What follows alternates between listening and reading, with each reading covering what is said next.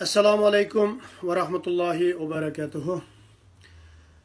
Muhaciratdagi barliq Uyg'ur aziz qarindoshlarim. Bugun men ailem uchun guvohlik bermoqchi. Mening ismim Abdulaziz Uyg'ur. Asli ismim Abdulaziz Boran. Uyim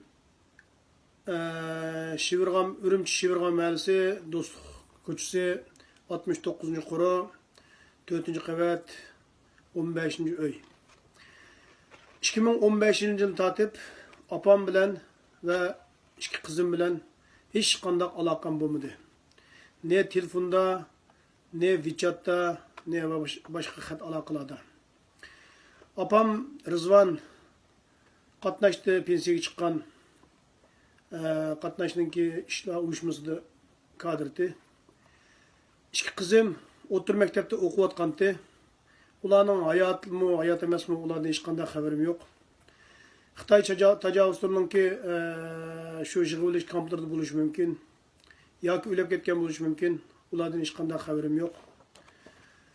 Bu Qizilmayga kelgan mening opam. 2009-yili Turkiyaga kelgan vaqtida Turkiyadagi bir qo'shnimizning uyida tushgan rasmi. Bu yil 78 yoshga kirdi.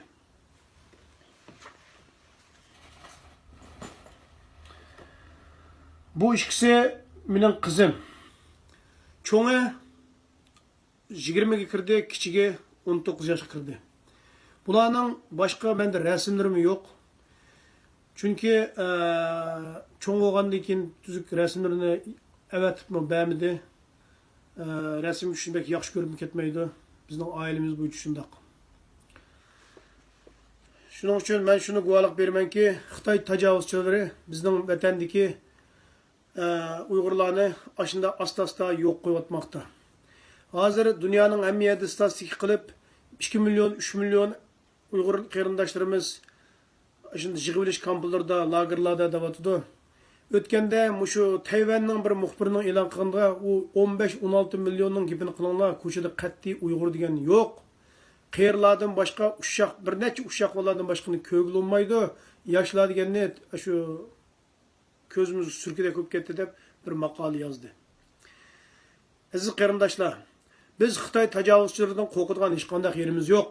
Bizning uyimizga kirilib, bizning uyimizni tatib olib, o'zining kuchidan, insoniy kuchidan, askariy kuchidan foydalanib, bizni dunyoga terrorist ko'rsatish, shuning o'xshash bizni bu Sharq Turkiston degan bir dunyo davlat yo'q.